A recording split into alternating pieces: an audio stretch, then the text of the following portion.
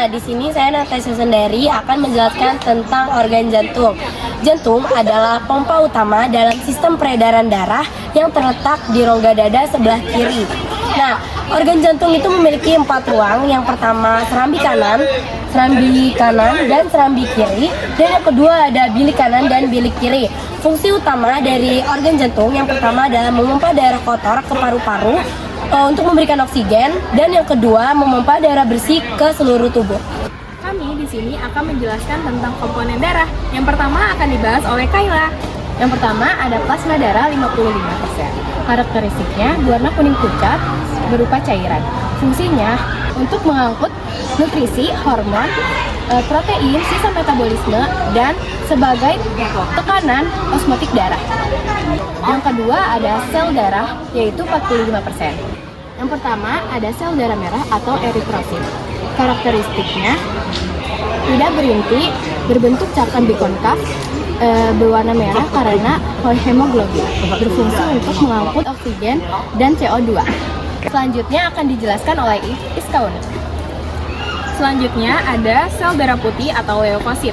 Karakteristiknya itu memiliki inti berukuran lebih besar dari eritrosit, tapi jumlahnya lebih sedikit. Fungsi dari leukosit ini adalah untuk menjaga kekebalan tubuh dan melawan infeksi. Yang terakhir ada kepingan darah atau trombosit. Karakteristiknya yaitu kepingan sel kecil yang tidak memiliki inti. Lalu fungsinya itu untuk proses pembekuan darah ketika terjadinya luka. Baik, selanjutnya akan dilanjut oleh saya. Saya itu adalah Kezia Tania Jaya. Ya. Saya di sini akan menjelaskan tentang kelainan darah. Nah, kelainan darah itu saya ambil 4, yaitu yang pertama ada anemia. Anemia itu adalah kekurangan sel darah merah. Nah, gejalanya itu biasanya mudah lelah, pusing, dan juga pucat. Lalu yang kedua itu ada leukemia. Leukemia itu adalah kanker darah. Nah, kanker darah itu adalah kelebihan sel darah putih. Gitu. Lalu yang ketiga itu ada hemofilia, itu adalah dia kesulitan berhenti. Nah, kesulitan berhenti darahnya. Jadi tuh sulit untuk beku darahnya gitu. Jadi contohnya nih, kayak misalnya kalian ada lukanya tuh luka kecil. Nah, itu tuh darahnya biasanya nggak berhenti cepat. Biasanya tuh kayak nunggu sejam, 2 jam, ya pokoknya lama gitu. Nah, yang terakhir itu ada thalassemia. Nah, thalassemia itu adalah genetik, biasanya dari orang tua. Nah, itu tuh dia tidak bisa memproduksi hemoglobin dengan sempurna. Untuk organ utama itu dibagi menjadi 3. Ada yang pertama itu jantung, itu sebagai pompa darah. Yaitu yang kedua yaitu pembuluh darah itu sebagai jalan raya darah arteri, vena dan kapiler.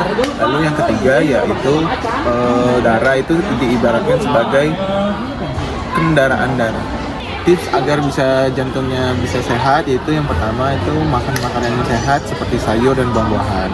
Yang kedua yaitu berolahraga selama 30 menit sehari. Yang ketiga itu jangan memakan makanan yang gak sehat seperti junk food.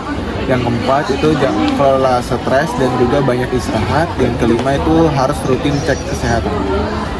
Saya akan menjelaskan fungsi darah. Yang pertama itu mengangkut oksigen, yang kedua mengangkut nutrisi, yang ketiga mengatur suhu tubuh, yang keempat itu mengangkut sisa makanan, yang kelima itu mengatur suhu tubuh, yang keenam itu mengatur membantu pertumbuhan darah, sama yang terakhir yang ketujuh itu membantu pembekuan darah. Oke, di sini saya bakal ngejelasin peredaran darah besar sama peredaran darah kecil. Jadi peredaran darah kecil itu peredaran darah yang dialirin dari jantung ke paru-paru tapi tidak ke tubuh. Sama dari bilik kanan dulu, dari bilik kanan jantung memompa darah ke arteri pulmonalis dari sini di paru-paru. Lalu arteri pulmonalis mengalir lagi darah ke vena pulmonalis. Nah, di vena pulmonalis ini darah diolah, dihilangin zat-zat CO2-nya, lalu dibawa lagi ke pemberhentian akhir di serambi kiri. Terus peredaran darah besar itu peredaran darah yang dialirin dari jantung ke seluruh tubuh kecuali ke paru-paru. Sama dari darah tuh ada di bilik kiri, karena di sini ada di bilik kiri. Dari bilik kiri darah dialirin ke sini, lalu ke tubuh manusia. Nah, dialirin sini ke semuanya.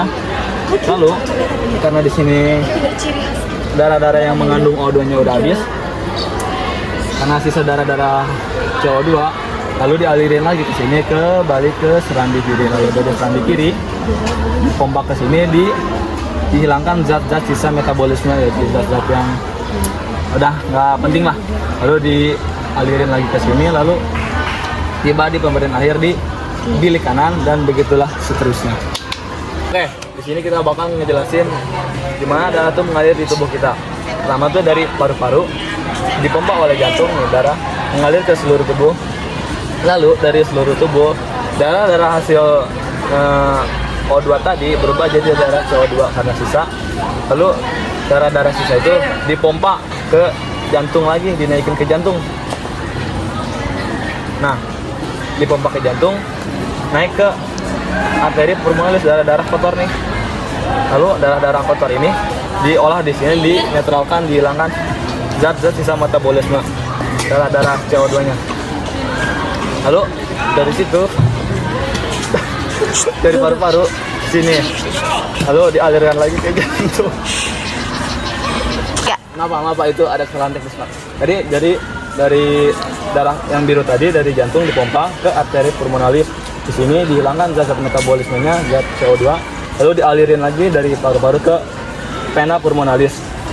Di sini darah jadi bersih, terus dipompa lagi ke jantung, lalu dialirkan ke tubuh lagi, begitu terus sebaliknya.